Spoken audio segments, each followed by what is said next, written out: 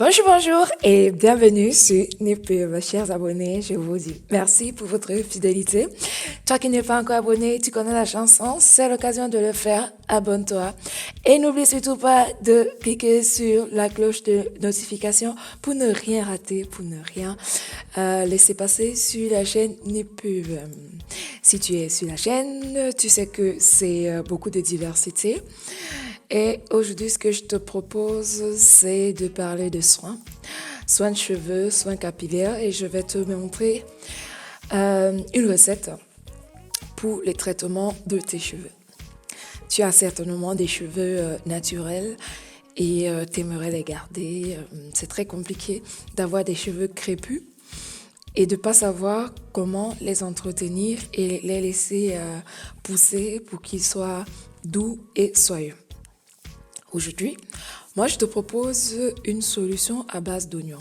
Je sais, tu vas me dire que l'oignon, c'est pour cuisiner, mais laisse-moi te dire que l'oignon est également utilisé dans plusieurs essais de traitement de cheveux.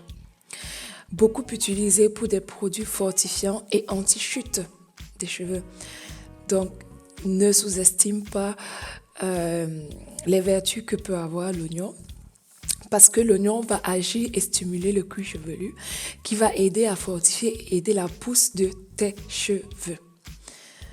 Pour la recette, il te faut un oignon, 4 gousses d'ail, de l'huile d'amande douce ou de l'huile de ricin, donc l'huile essentielle.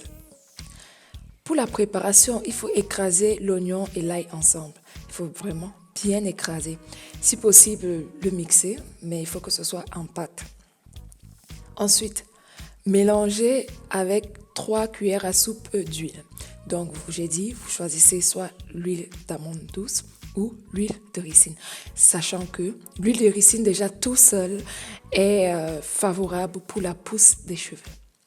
Mais ici, en mélangeant l'ensemble, on va apporter à nos cheveux une douceur, une brillance. Je vous montrerai après les propriétés de cette recette.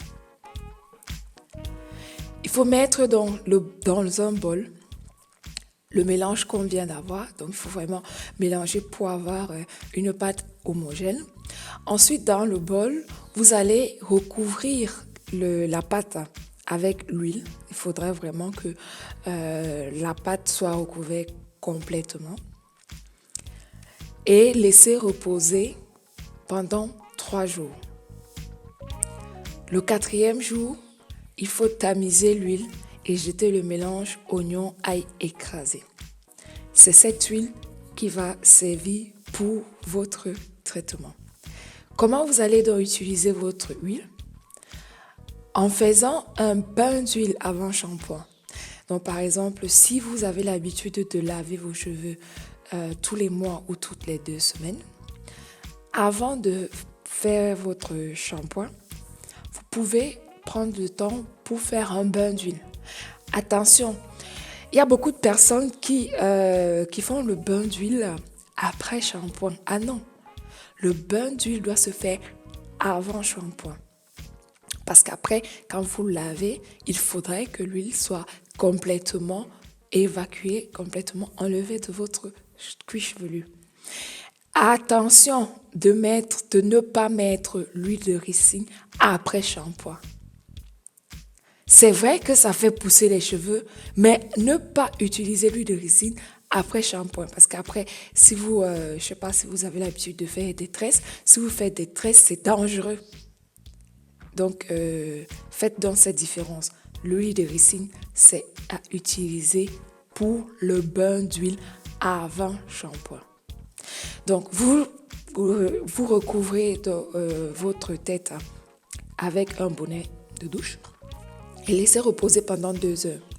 Ou alors, vous passez sous un casque pour stimuler tout le cuir chevelu et avoir l'effet chauffant. Comme c'est de l'huile, ça va couler et si ça chauffe, ça risque de vous brûler. Donc, il faut faire attention. Moi, ce que j'ai l'habitude de faire, c'est de recouvrir avec un film alimentaire. Ça chauffe aussi. C'est vrai que quand ça chauffe vraiment, ça commence à couler. mais l'effet et le résultat que je veux, je l'ai. Parlons maintenant des apports nutritifs de chaque élément.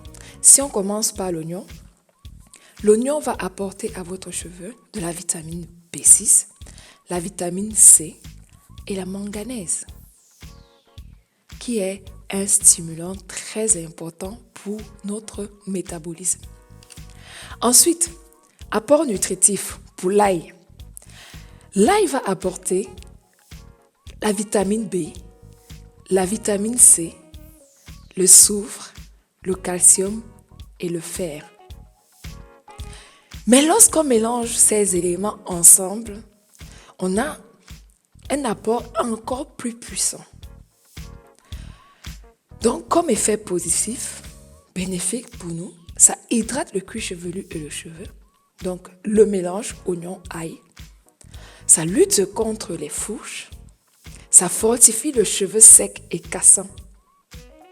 Ça apporte de la brillance aux longueurs et ça stimule la circulation sanguine au niveau du cuir chevelu.